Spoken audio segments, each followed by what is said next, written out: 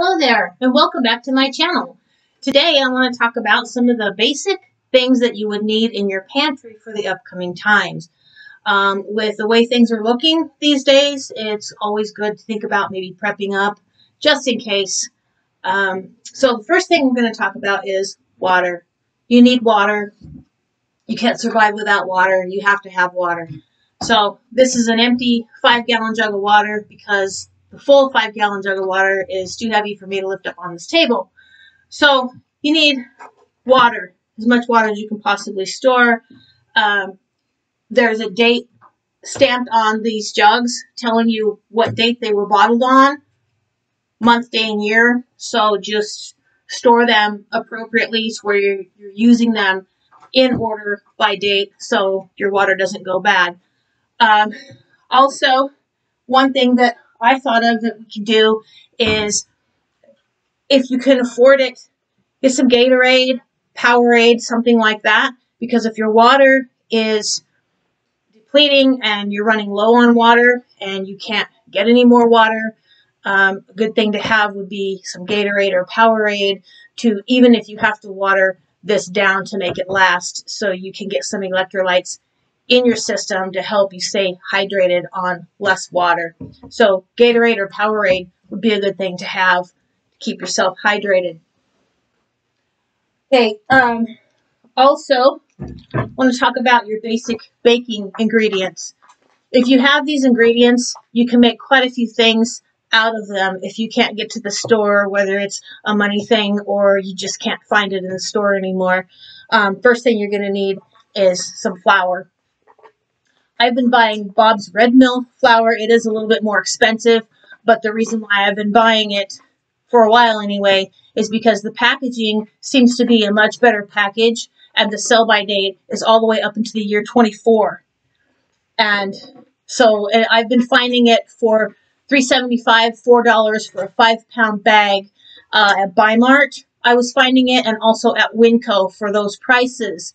Unfortunately, last week when I went to Winco, this same bag of Bob's Red Mill flour had gone from $4 to $6.50 for a 5-pound bag of flour.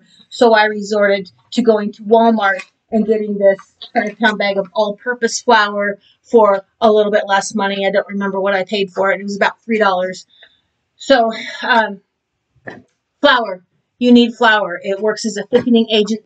You can come up with biscuits. You can make any kind of a bread item with it. Also, flour, some sugar. Okay, sugar, flour and sugar. Maybe you can make a basic recipe of cookies to satisfy the sweet tooth.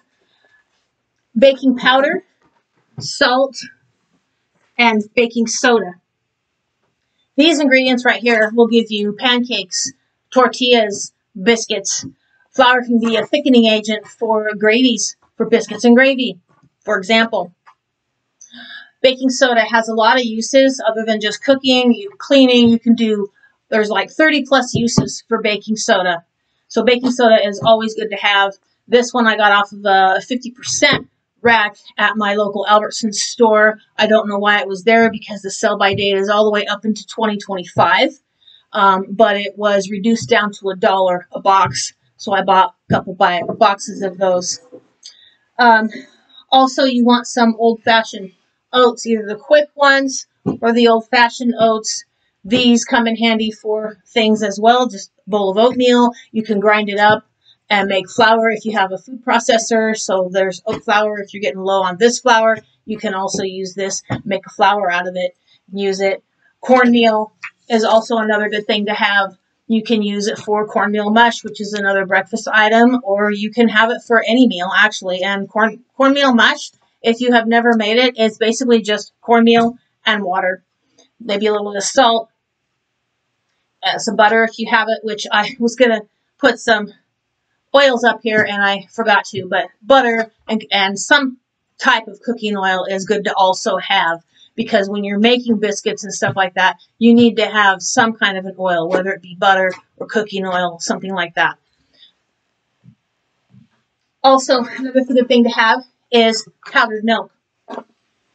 Powdered milk, it's shelf life for a long time. You can mix. This one isn't a pouch. Isn't some. You can buy like a box of individual pouches that makes like a quart of milk at a time.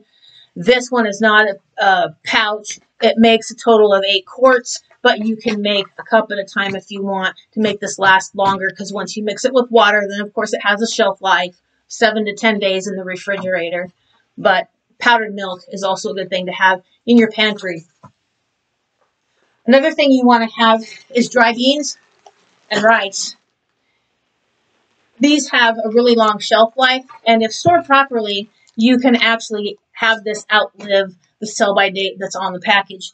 They're stored properly. I store mine in 5-gallon food safe buckets. I just take the package and I just stack it in the package in the bucket, and then once the bucket is full, I just seal it down with the lid, and it keeps fine like that. You can also put a bay leaf in your bucket. Any kind of bugs and pests that may get in this, they don't like the smell of bay leaves, so bay leaves will help protect this from any type of pests in your pantry. Canned beans are also a good thing to have in case you don't have the time to sit there and soak these beans all day, cook them all day. Maybe you need to have something right now. So canned beans are also another thing to have.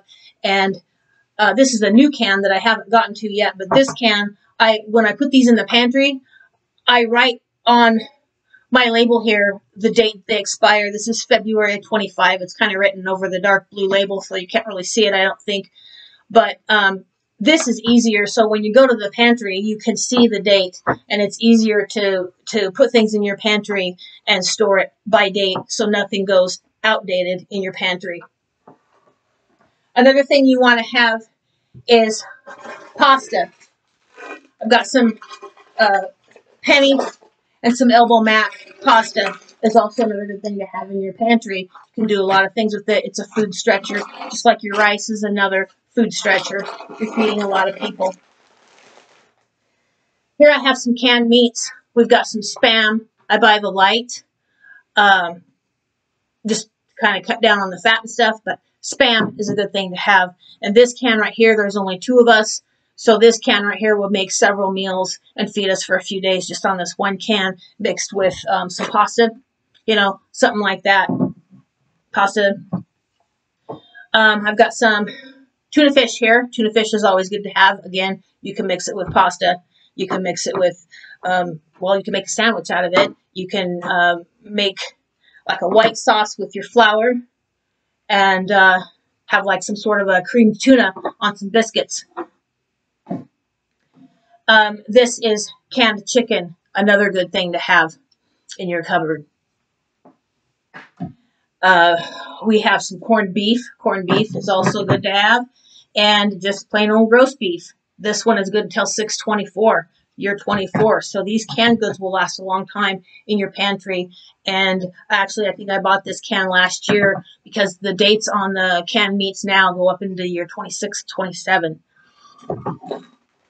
This stuff will last a long time in your pantry. Also, hey, I got some stuff back here that's just quick meals. We've got this. You add water, you heat it up. It's a meal right there. Canned chili, another meal. You open the can and you've got a meal right here. And then your boxed macaroni and cheese and your pastaroni. Again, these are meals. And you can take the pastaroni, you can mix it with a can of chicken or a can of roast beef to make this stretch, and you've got a meal. Use your flour over here and make some biscuits, and you've got a meal. You've got a nice, healthy, sustainable meal. Another thing, when I shop at Winco, I have a Winco in my area. I know Winco is in several different states. I know they're not in every state, but I know they're in several different states. So if you have a Winco nearby, they stock their shelves with these cardboard trays. And what I do when I go into the store is I will take some of these cardboard trays and I put them up in the child seat. And I go through the store and I just put random canned goods in one of these and I take the whole entire thing home, because this cardboard tray helps when you're setting up a pantry, because the shelving that I have is those metal wire shelves where smaller stuff like maybe this can here is going to tip. It's not going to sit on there right. So these cardboard trays work wonders. They work great. You can also, if your shelves are high enough apart, you can also stack these and have 2 or maybe even 3 high on the shelves, depending on how much space you have between your shelves. But here we have peas, corn, green beans, beets, and spinach. Not everyone is big fans of beets and spinach. We like beets and spinach, so that's in our pantry. Buy what you will eat. Don't buy it if you won't eat it, because it will be that can that's always on your shelf that you always pass by, and it's going to end up being wasted money, and you're not going to use it. So only buy what you will eat. So if there's anything on my table here that you won't eat, then don't buy it. These are just suggestions. This is what I'm putting in my pantry to make sure that at least I have this to eat if everything goes black, like in my opinion I think it's going to. If it doesn't, I hope it doesn't, but at least I'll be prepared. I've got some fruit also. You need fruit in your diet. I've got some peaches here. I've got some pears. And I also have some cream soups. I've got cream of celery and cream of mushroom here. These 2 soups mixed with pasta, a canned meat. There's a casserole right there. So to make a variety of dishes out of what I have on my table.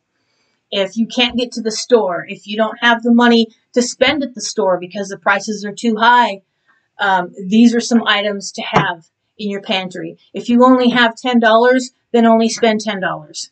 And try to look for sales. Try to look for canned goods that are $1 or less. I know these days that's probably easier said than done. Can of chili here.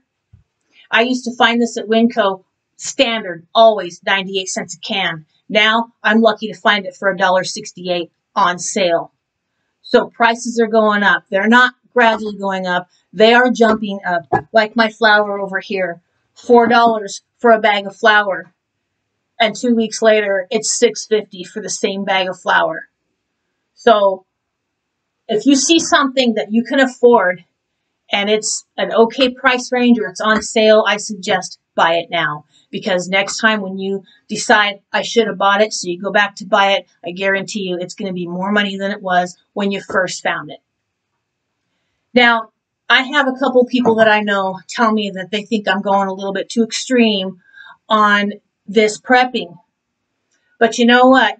If people tell you that, don't let them tell you that. Because you're not going too extreme. Ask yourself, what do I have to lose? I don't have anything to lose.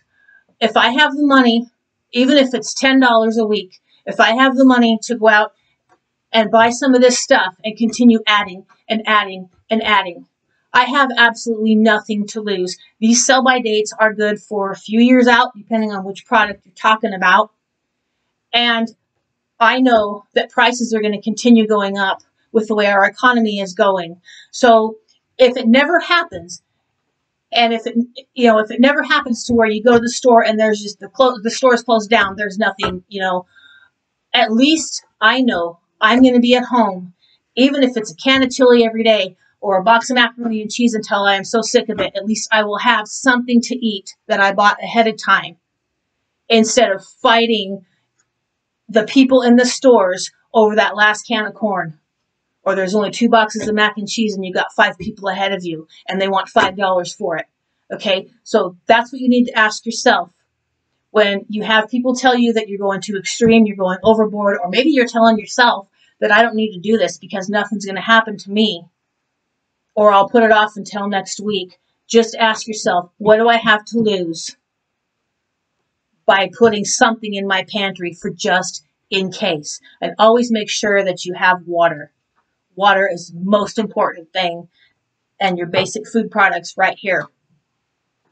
Anyways, that's all I have for today. Thank you for listening. Thank you for tuning in. Please like, subscribe, and share this video to anyone that you think it may be useful to. And I will see you next time on my channel. Thank you.